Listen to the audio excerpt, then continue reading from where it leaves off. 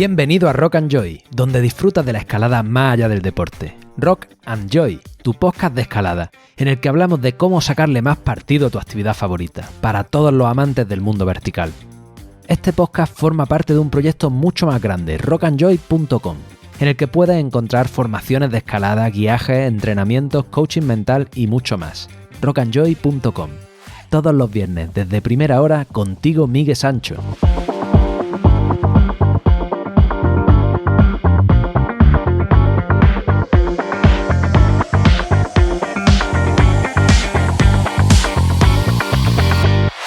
Muy buenas, te doy la bienvenida un viernes más, una semana más, a Rock and Joy. Tu helado fresquito en la nevera tras unos pegues a 30 grados, tu podcast de escalada. El episodio de hoy está patrocinado por Petzl. Sí, Petzl, los líderes en innovación y desarrollo de material de seguridad para tu escalada. Tu amigo invisible que está trabajando contigo en todo momento para que tú ni te acuerdes de que está ahí, para que disfrutes de la escalada de la forma más sencilla y segura. En su fábrica de ensamblaje en Francia, someten a un testeo exhaustivo a todas las piezas, muy por encima de lo requerido por la normativa. ¿Por qué? Sencillo, porque tu vida depende de ella. El lema es simple: excelencia y cero defectos. Seguro que cuando coges una cinta express o un grip no te imaginas que hay una persona detrás y no una máquina. Pues es nuestro orgullo poder decir que sí, hay una persona, y es más, una firma trazable detrás de cada producto final. Una gran responsabilidad, un amigo invisible cuidando de ti. Y ahora vamos con el contenido de hoy. Verano, verano, verano. Los escaladores emigramos a los nortes más fresquitos o salimos de forma nocturna con frontal buscando algo de condición. En mi caso, me marcho a Alpes a hacer la temporada de guía, pero no te preocupes que te voy a dejar bien acompañado, con entrevistas de la mejor calidad emitidas durante los últimos años, pero en formato largo, sin cortes. Además, te dejo acompañado con mi nuevo libro, El curioso arte de disfrutar de la roca. Un nuevo entretenimiento veraniego, una nueva fuente de reflexiones y conversaciones en el sector. ¿De qué trata? Es un libro sobre la mente y la escalada. Esa mente, a veces lamentable, que puede hacerte pasar un gran rato o arruinarte la experiencia por completo, con miedos, evitaciones y frustraciones de toda índole. Un libro con historias sobre mí, historias sobre alguien al que quizá conoces, historias que incluso puede que sean sobre ti. Un libro que podrás leer y también escuchar, pero que espero que sobre todo puedas disfrutar, valga la redundancia. Si quieres una copia firmada y una buena lectura veraniega, entra en rockandjoy.com/arte y pide uno. rockandjoy.com/arte. Y ahora, sin más, te dejo con la entrevista de hoy.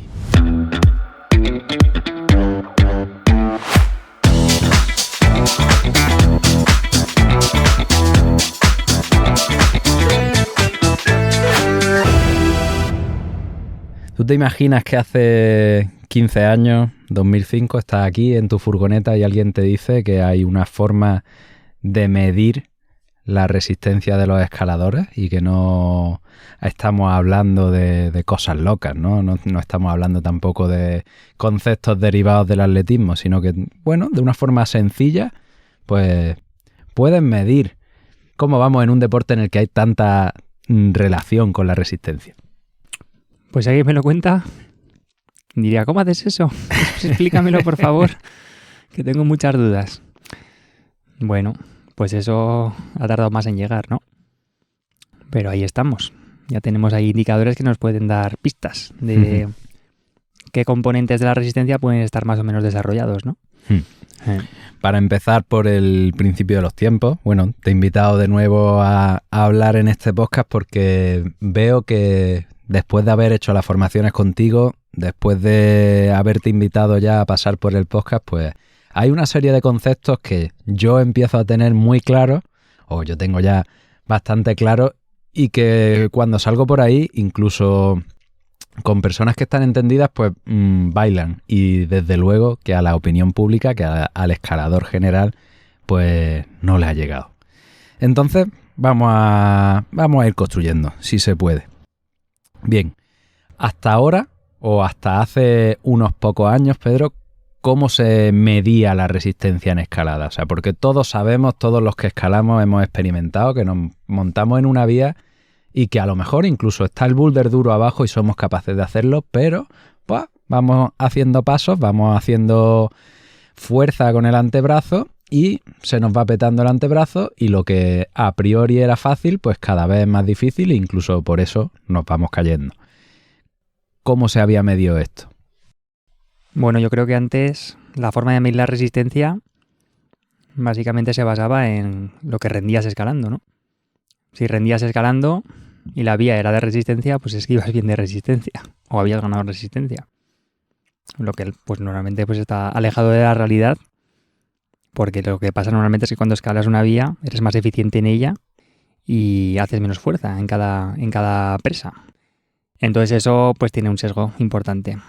Otra forma de medir la resistencia que también se ha utilizado, yo creo que es, ya no en la roca sino en un plafón, pues tener como vías de referencia donde pues el componente de la resistencia, el que sea, ¿no? Tampoco podías identificar, esté más o menos puesto a prueba. Pues si ibas mejor en esas travesías, pues es que habías ganado resistencia.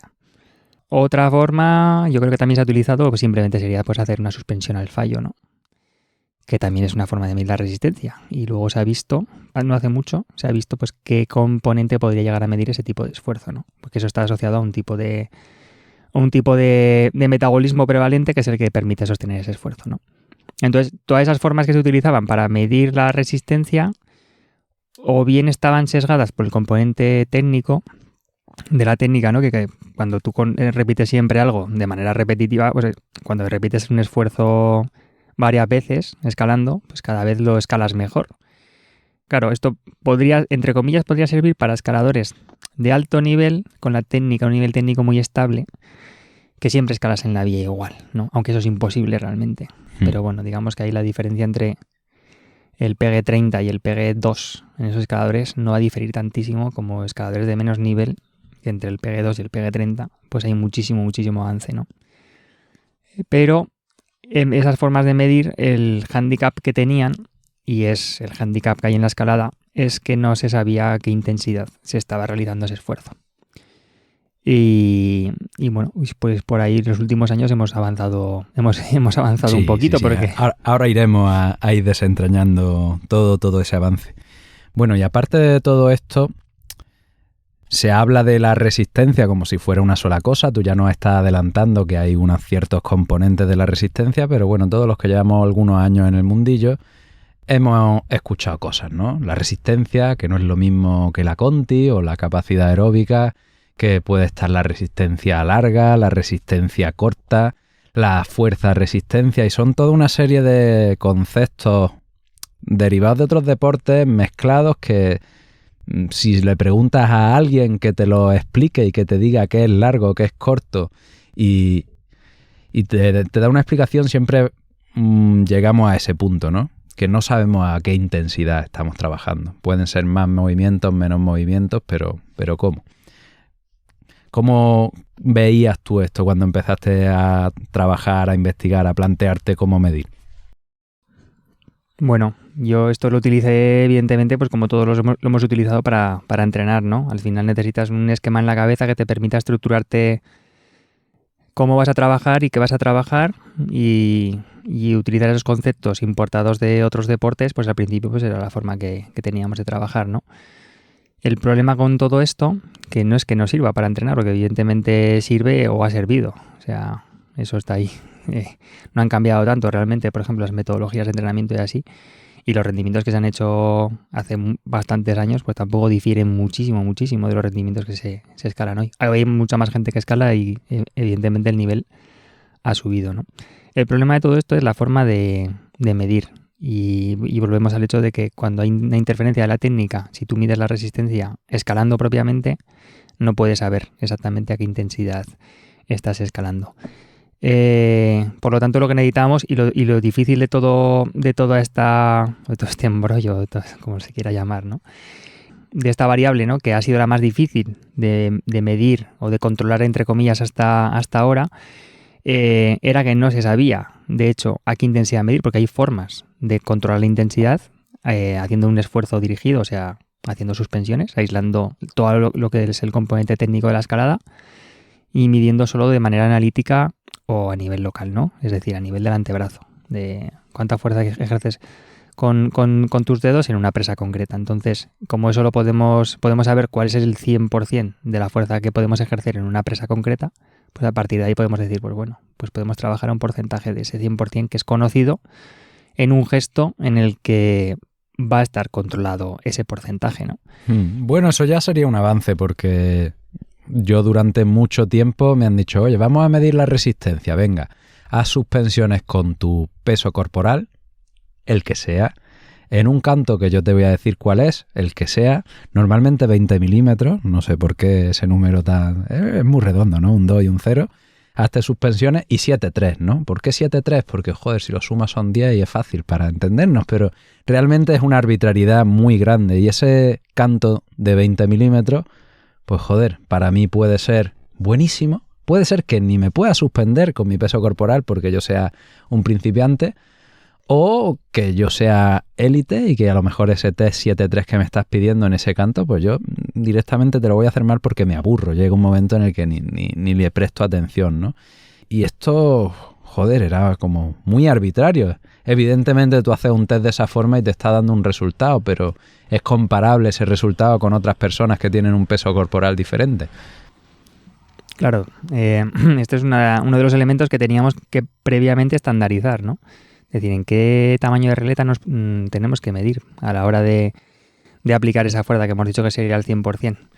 Entonces, para esto, precisamente porque en la literatura científica no había consenso sobre en qué tamaño de agarre valorar la fuerza o la resistencia, hicimos un planteamiento de decir, bueno, qué indicador de esa capacidad de quedarnos de las presas puede ser más específico o más válido y más fiable para medir estas capacidades en los escaladores, la capacidad de ejercer fuerza con los dedos y la capacidad luego de repetir ese esfuerzo, que ya veremos cómo, porque en función de cómo lo repitamos ese esfuerzo, que al final es la imitación de lo que supone escalar, que es coger una presa, soltar, y así todo el tiempo, pues en qué tamaño de agarre tenemos que valorar, en cuál es mejor, ¿no? Y lo que vimos es que lo que era más específico era medir en tamaños de agarre adaptados individualmente, porque eso era lo que nos permitía discriminar mejor escaladores de distintos niveles. O sea, bueno, justo hoy hemos estado escalando, ¿verdad? Hemos coincidido con un escalador y que él precisamente hizo un estudio de fin de grado y él valoró solo un tamaño de regleta. Y me acuerdo cuando él hacía ese trabajo que yo precisamente hablábamos y yo le decía, jolín, él me decía sorprendido, es que medio escaladores de muchísimo nivel y me están dando que allí no expresan tanta fuerza como escaladores de menos nivel. Yo le decía, claro, digo, porque has medido un tamaño de agarre muy grande y eso no te está discriminando niveles realmente. Entonces la forma más específica y que discrimina mejor niveles, por tanto tiene una mayor validez en escalada, sería medir en tamaños de agarre que estén adaptados individualmente. Y esto además tiene una doble ventaja y es que tiene un carácter profiláctico, que quiere decir que tiene un carácter preventivo.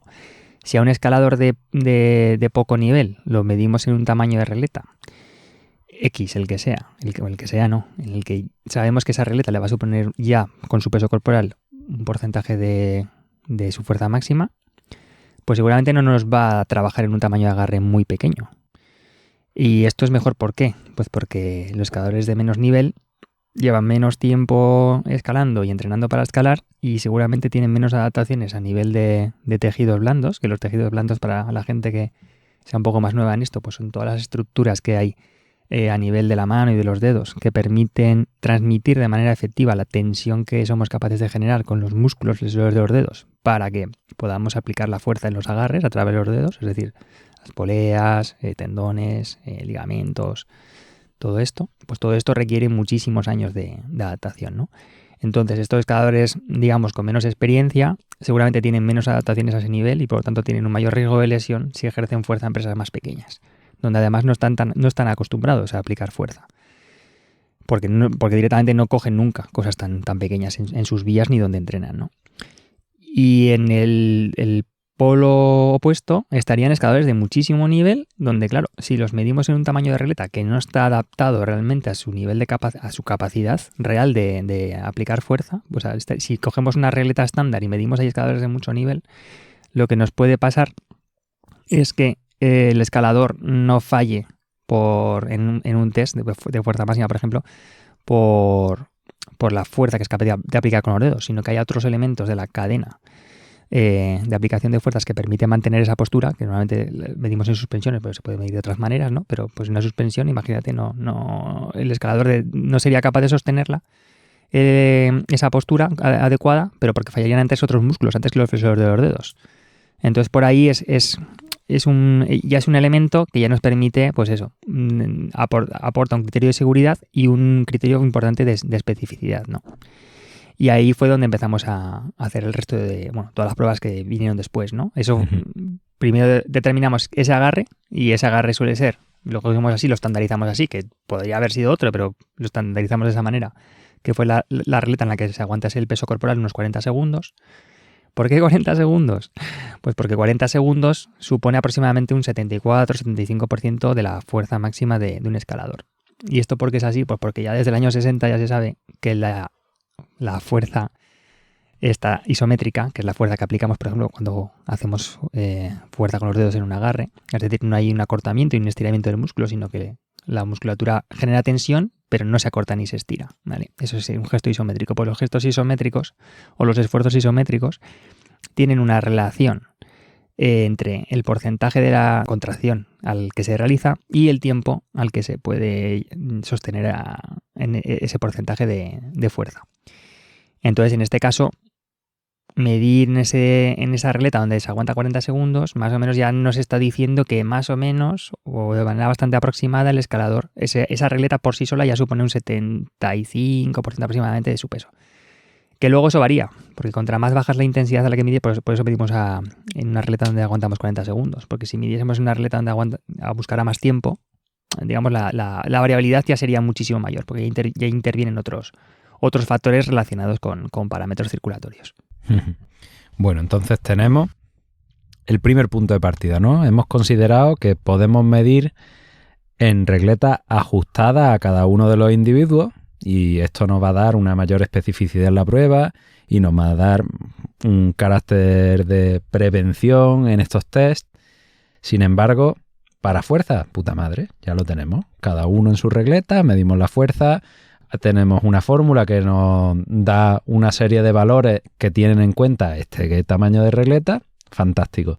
Sin embargo, para la resistencia, vale, yo tengo mi regleta ajustada, tengo mi fuerza máxima, y ahora, ¿cómo me mido esta resistencia, no? ¿Al 60%? ¿Al 70%? ¿Al 80%? ¿Cómo lo hacemos?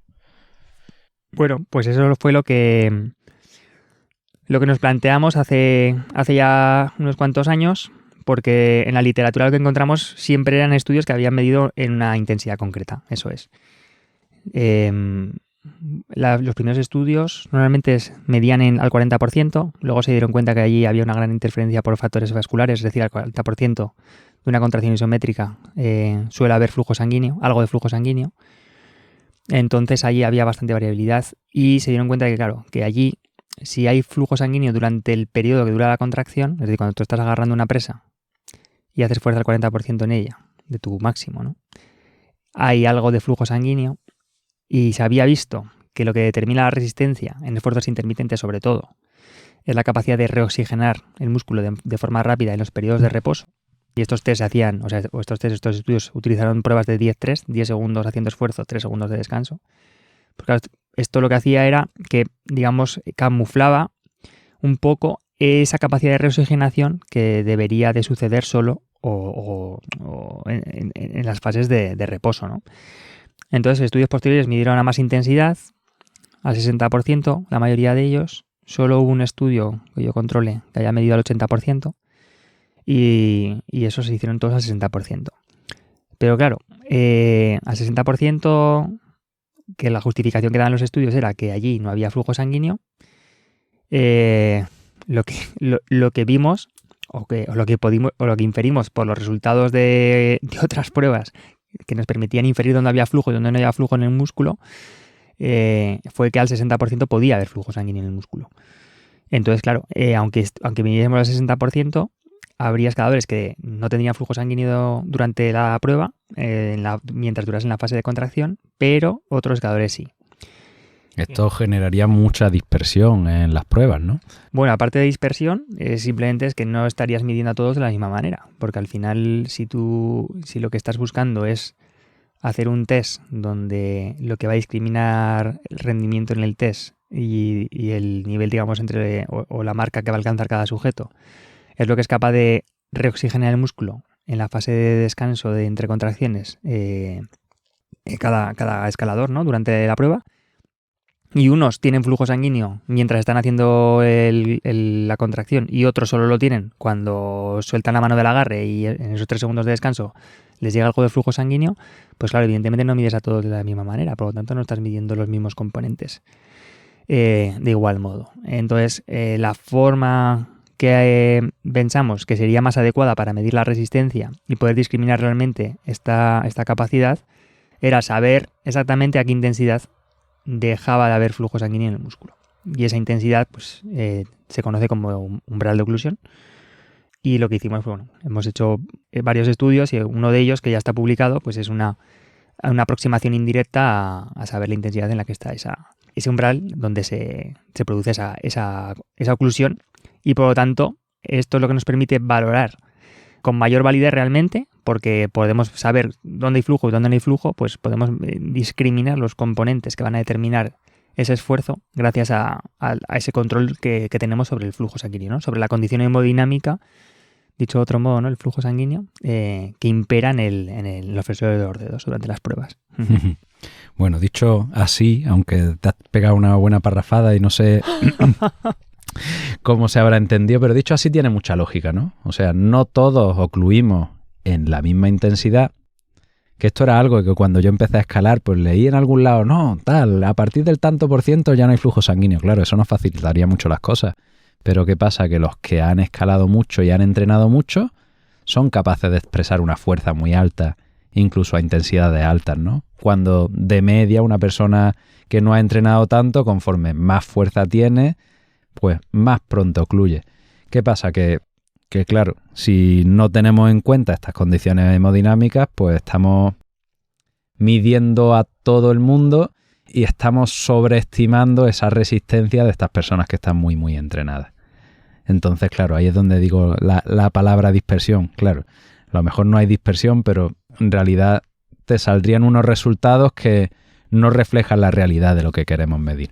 Bueno, es que realmente lo que pasaría es que no mides lo que quieres medir, ¿no? Por eso ahí estaría esa dispersión, porque estás midiendo otra cosa, realmente. No lo que determina realmente esa capacidad de resistencia, que luego ya veremos eso, ¿no? Qué componente, en función de cómo se hace esa prueba, vamos a ver que podemos dirigirla hacia un componente prevalente, hacia un metabolismo prevalente que permite sostener ese esfuerzo, o hacia otro, ¿no?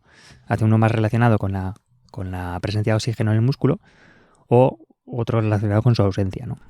Vale, pues entonces, por recapitular, para poder comparar y medir entre unos escaladores y otros, pues lo que sería lógico hacer sería buscar una regleta que sea adecuada para nosotros y saber en qué porcentaje de intensidad nuestro antebrazo ocluye. Y entonces poder asegurarnos de que tenemos el antebrazo totalmente ocluido y que estamos midiendo simplemente la reoxigenación en los periodos de reposo.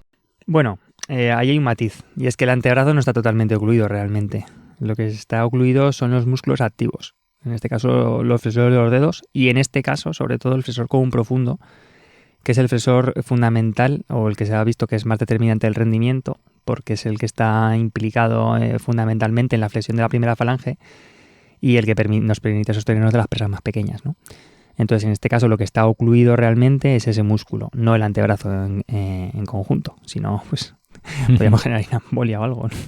Si no nos llegase sangre al antebrazo ni a las manos, eso es. Pero el músculo ese, en principio, midiendo, o sea, hay formas de medir en qué intensidad no llega sangre a ese músculo. Sí, eso es.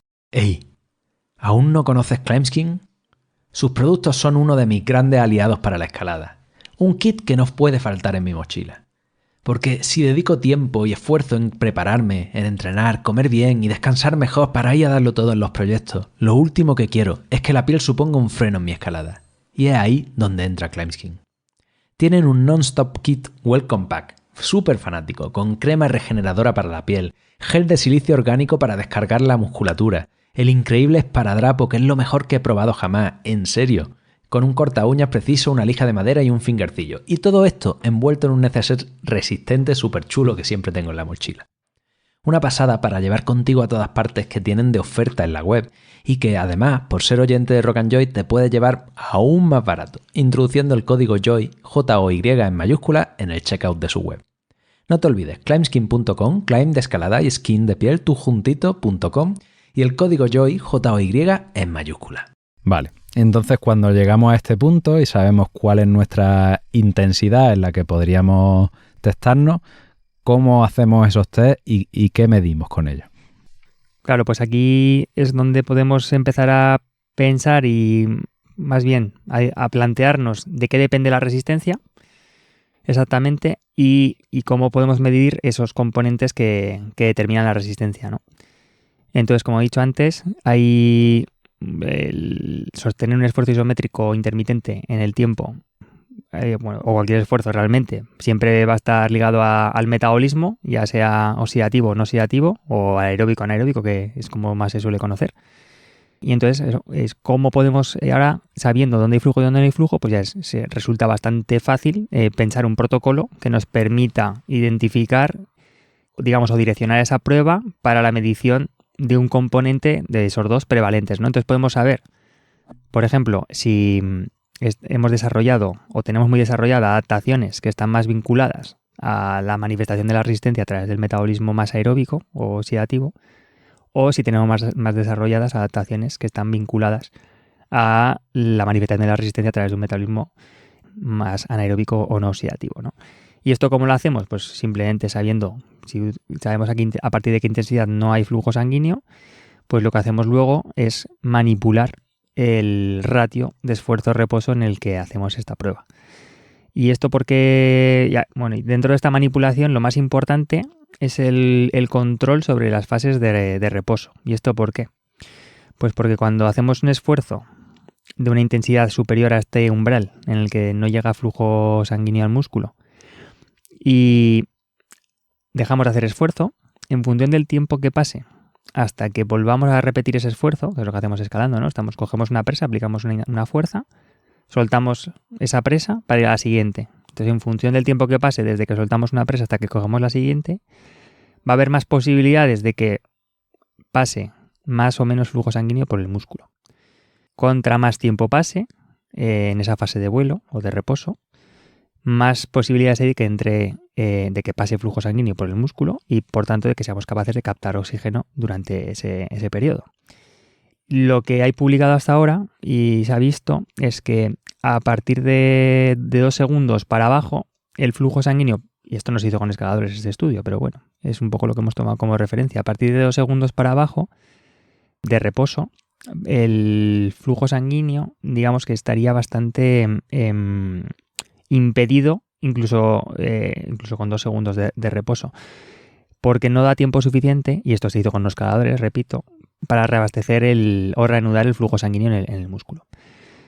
Yo que he observado, pues en escaladores de alto nivel, he visto que aunque no solo con 2 segundos, sino con menos tiempo, en 1 segundo o medio segundo, son capaces probablemente de restaurar de nuevo la circulación dentro de ese músculo que estaba ocluido, aunque pase tan poquito tiempo, ¿no?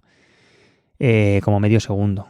Pero en principio, medir de esa manera, es decir, con un protocolo intermitente y con tiempos de reposo menores a 2 segundos, y nosotros la prueba que utilizamos hace años fue un tiempo de reposo, es decir, una prueba intermitente donde el tiempo de reposo era de medio segundo, esto nos garantizaría que muy muy probablemente ese tiempo sería insuficiente para que se reabasteciese el flujo sanguíneo y, por tanto, la aportación de oxígeno al músculo sería prácticamente nula. Por lo tanto, estaríamos forzando al músculo a trabajar en unas condiciones anaeróbicas. Aunque evidentemente hay algo siempre, o sea, de entrada hay algo de oxígeno en el músculo, en los miocitos, pero claro, eso tiene si no hay aporte exógeno a través de la circulación, pues eso tiene una duración. Y esto sería, para trasladarlo a la escalada, pues una secuencia muy dura en la que nos vamos tirando a las presas, ¿no? Sin sacudir la mano en absoluto. Eso es, pensando en escalada, eso sería. Lo que nos mediría es la capacidad de hacer ese tipo de esfuerzos. Escalada muy intensa en la que te vas tirando a las presas, en las que te mueves pues con movimientos con equilibrio inestable Y eso es, muy poquito tiempo de tal. O un boulder, pensemos en un boulder y pues cómo te mueves en un boulder, ¿no? Pues te vas tirando una presa, te tiras a la siguiente, te tiras a la siguiente y así.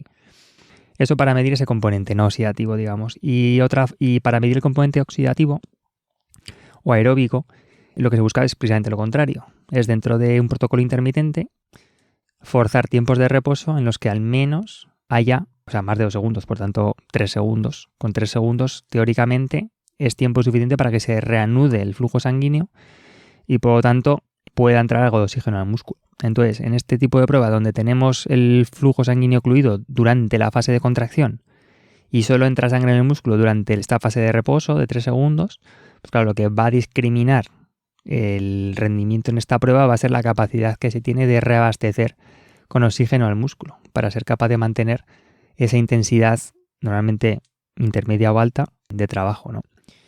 Esto es la forma que tenemos de discriminar los componentes prevalentes que determinan la resistencia a la escalada, el componente no oxidativo y el oxidativo. Eso es. Y para entrar un poquito dentro de estos componentes, ¿de qué depende este componente oxidativo? O sea, ¿qué tenemos que hacer? ¿Qué hay dentro de esa resistencia aeróbica? Porque, claro, ahora mismo nos están cambiando todos los esquemas frente a esa resistencia larga, esa resistencia corta o esa capacidad aeróbica o la Conti. Vemos que tenemos una componente de la resistencia no aeróbica, que es, pues bueno, lo que estamos hablando de que estamos haciendo un boulder duro o los pasos duros de las vías en las que nos vamos tirando las presas, o esto que sería similar a que estamos escalando una vía deportiva y tenemos pues unas micro sacudidas entre presas. Llegas de forma estática a una presa, puedes soltar un poquito y vas hacia otra presa, ¿no? Ese test nos está haciendo una similitud hacia ese tipo de escalada. ¿Qué pasa dentro del músculo a nivel local que nos permita tener esta resistencia aeróbica? Bueno, los escaladores que tienen una resistencia aeróbica o este componente prevalentemente oxidativo de la resistencia muy desarrollado, pues seguramente de entrada van a tener un lecho capilar en el músculo muy desarrollado, es decir, tienen un montón de vías a través de las cuales mandar sangre al músculo. Y dentro del músculo, pues lo que va a haber es una enorme cantidad de mitocondrias y esto está asociado pues con una tipología o una miotipología más concreta, ¿no? Tendente a fibra intermedia o fibra lenta, porque son el tipo de fibras que van a poder albergar más este tipo de enzimas y de un orgánulo, ¿no? Los escaladores que tienen ese lecho vascular más desarrollado también tendrían una mayor cantidad de mitocondrias, una mayor cantidad de enzimas oxidativas que les permitirían ser capaces de refosforilar la creatina libre que ha quedado en el músculo para seguir generando energía de alta intensidad.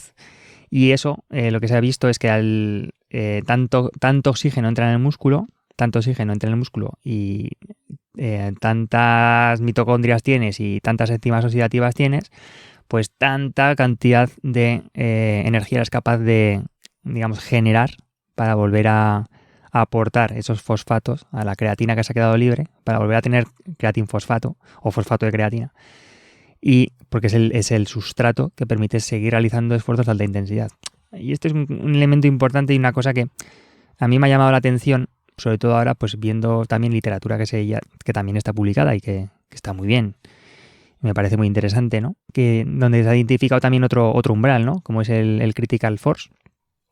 Bueno, no es un umbral como tal, realmente es una intensidad de estado estable. Es decir, el critical force, bueno, para que no sepan, un critical force sería una fuerza que se es capaz de repetir en el tiempo de forma intermitente teóricamente, como si fuese un concepto teórico, de forma indefinida. Nunca es indefinida, pero que sí que sería durante mucho tiempo.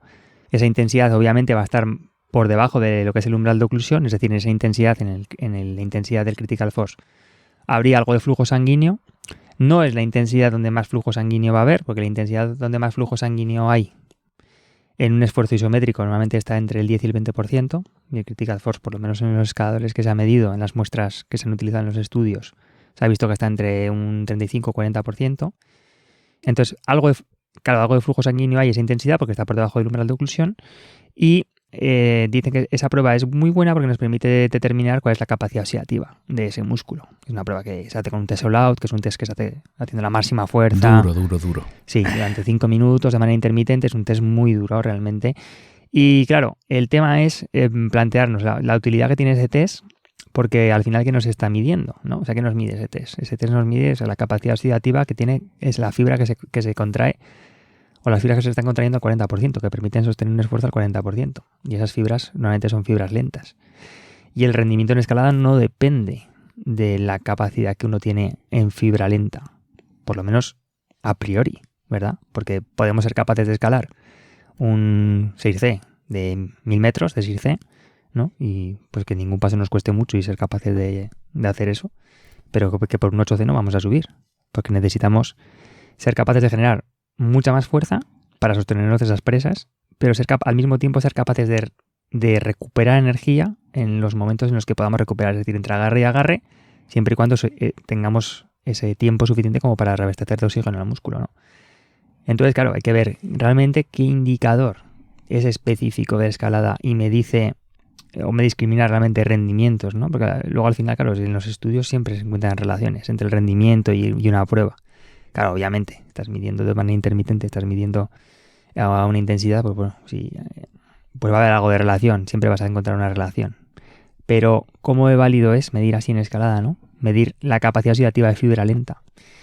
Bueno, sin más. Ahí lo dejo. Ahí lo dejo, sobre todo, sí, porque se ha probado, yo la he hecho ya 2 veces o 3, y porque claro, pues al final experimentas todo, ¿no? Para ver y entender. Pero, y es una prueba que dices tú, ¿qué adherencia va a tener esta prueba, no? Porque yo la he hecho porque soy muy friki y quiero saber y entender. Pero alguien que tenga que hacer eso de manera sistemática, cada X tiempo, la X será cada 2 años o 3, cuando recupere, además lo has dicho tú antes, ¿no? Tener la motivación suficiente como para hacer un esfuerzo de ese calado, ¿no? Donde además no estás escalando. Que dices, bueno, estoy escalando, es más entretenido. Pero hacer un esfuerzo de esa manera, donde haces fuerza hasta el infinito, bueno, pues eso. Vale, por recapitular, bueno, hemos visto que tenemos por un lado la regleta ajustada, hemos visto que tenemos por otro lado el umbral de oclusión para poder medir de una forma estandarizada y poder medir lo que queremos medir. Y una vez que juntamos todo esto, podemos medir la resistencia en el componente anaeróbico, o sea, haciendo pausas breves en las que no hay posibilidad de reoxigenación, o haciendo pausas más amplias en las que hay posibilidad de reoxigenación, y medimos el componente aeróbico de la resistencia.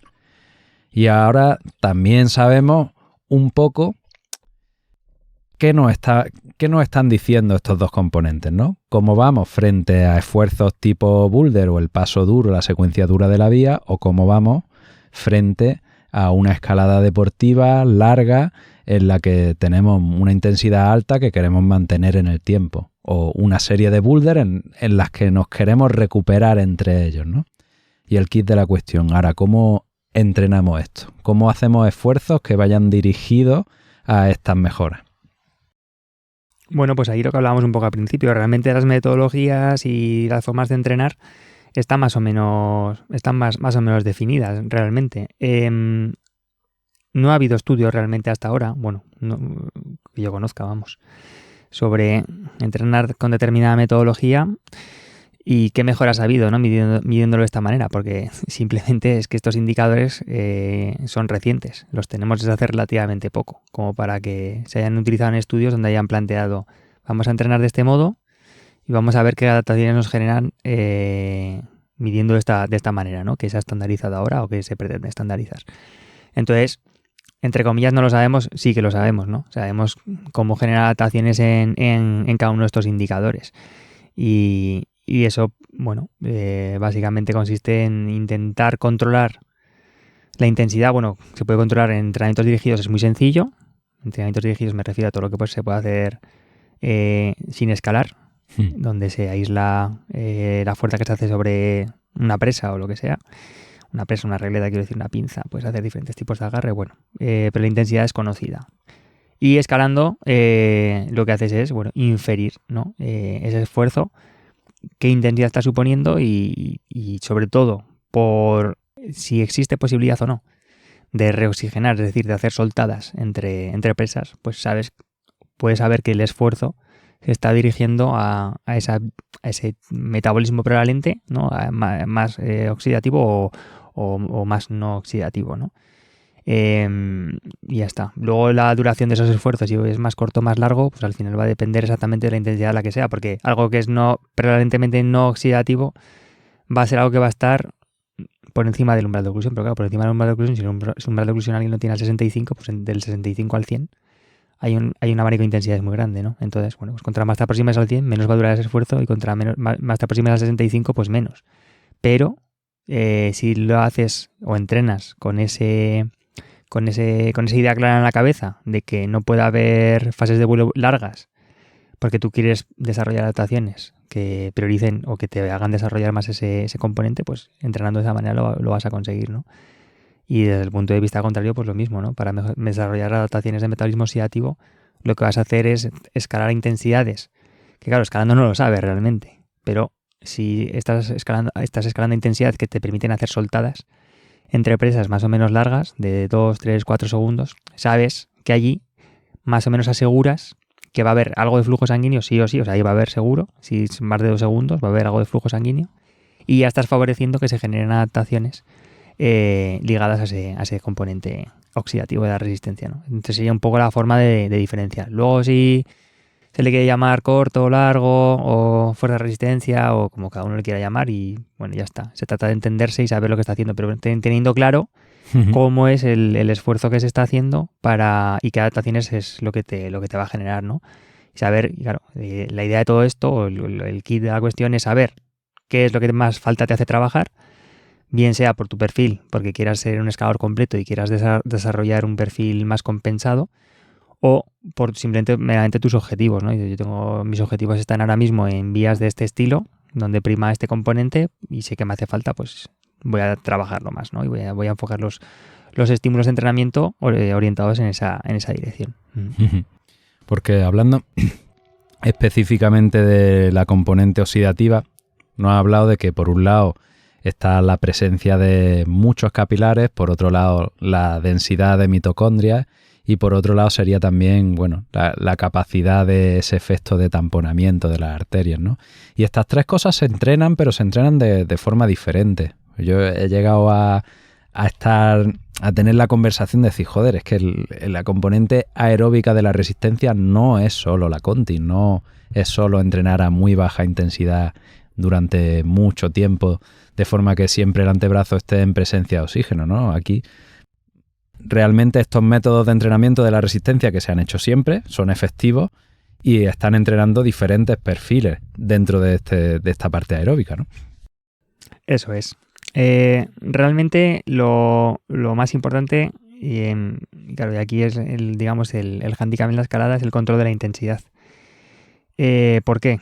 Pues porque en base a la intensidad a la que tú entrenes vas a solicitar de manera prevalente un tipo de fibras u otro. Y los tipos de fibras están más asociados, o digamos que responden mejor a ciertos estímulos. Es decir, las fibras lentas van a permitir generar cierto nivel de tensión muscular y no muy elevado, ¿no? Un nivel de tensión muscular no muy alto. Es decir, esas fibras no las vas a estimular trabajando a altas intensidades.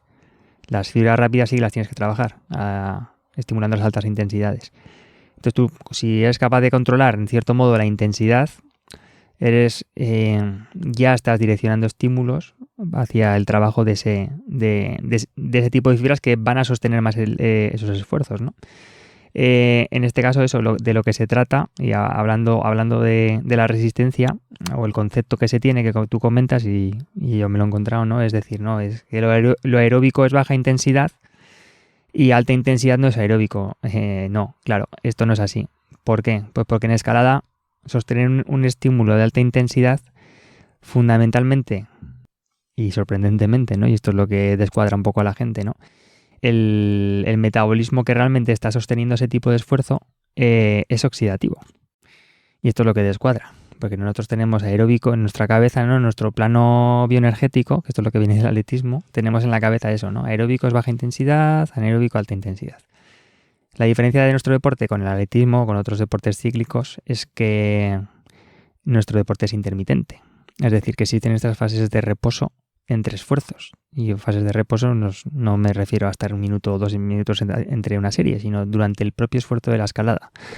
Entonces, ¿qué ocurre? Que es lo que hemos comentado. Si hay más de 2 segundos de fase de reposo entre contracciones, aunque hayan sido de alta intensidad, lo que está pasando dentro del músculo es que ese metabolismo, el metabolismo que va a sostener ese esfuerzo, aunque sea de alta intensidad, realmente es el oxidativo. Porque, y eso sería sobre todo en gente que tenga esa eficiencia, digamos, ¿no? Energética, que sea capaz de captar mucho oxígeno de la sangre en ese poquito tiempo que dura el reposo, porque como hemos dicho antes, tanto oxígeno entra, tanto oxígeno la mitocondria es capaz de utilizar para refosforilar esa creatina que ha quedado libre, y entonces volvemos a tener otra vez fosfocreatina disponible, y ese metabolito, por así decirlo, es el responsable de sostener un esfuerzo de alta intensidad. Entonces lo que en nuestra cabeza es, es que alta intensidad no es aeróbico, es que alta intensidad en escalada fundamentalmente es dependiente del metabolismo aeróbico realmente.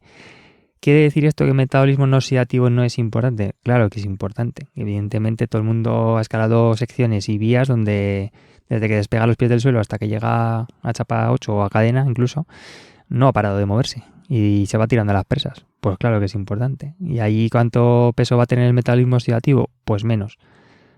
¿Por qué? Pues porque el tipo de esfuerzo que requiere esa vía y ese esfuerzo es así. Por lo tanto, hay que ver y hay que darse cuenta de que los dos son importantes y hay que trabajar los dos, evidentemente, ¿no? Y como he dicho antes, la clave es saber en qué vas mejor, en qué vas peor y desarrollar aquello que te haga más falta. O tener muy claro las capacidades de las que dependen tus objetivos y entonces direccionar estímulos a desarrollar más esas capacidades. Uh-huh.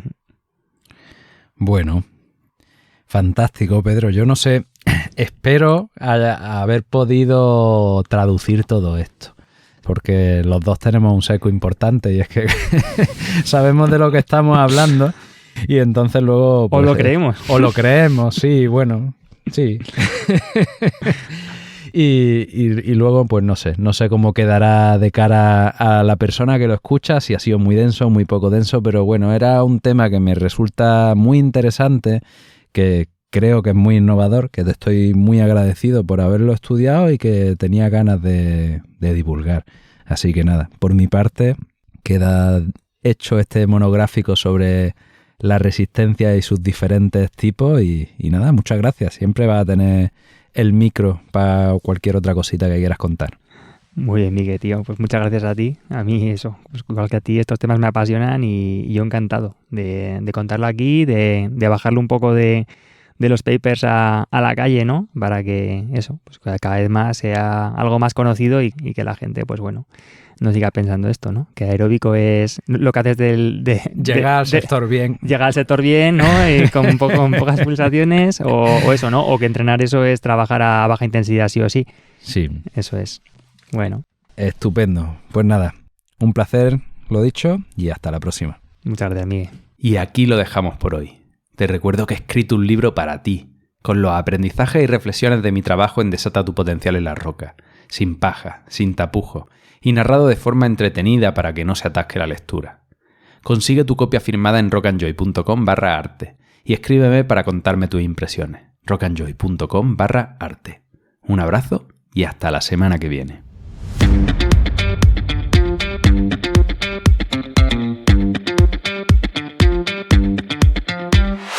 ¿Te ha gustado este episodio? Puedes escuchar muchos más capítulos exclusivos en Rock and Joy Origen, el podcast privado en el que cada martes te traigo una nueva herramienta, un nuevo aprendizaje directo a tu móvil, además de los episodios de Rock and Joy por adelantado. Puedes entrar por menos de lo que te cuesta la tapa de Después de Escalar en origen.rockandjoy.com. origen.rockandjoy.com. Para terminar, ya lo sabes, escala, explora, disfruta, atrévete, diviértete y no la pierdas. No pierdas la mentalidad del principiante.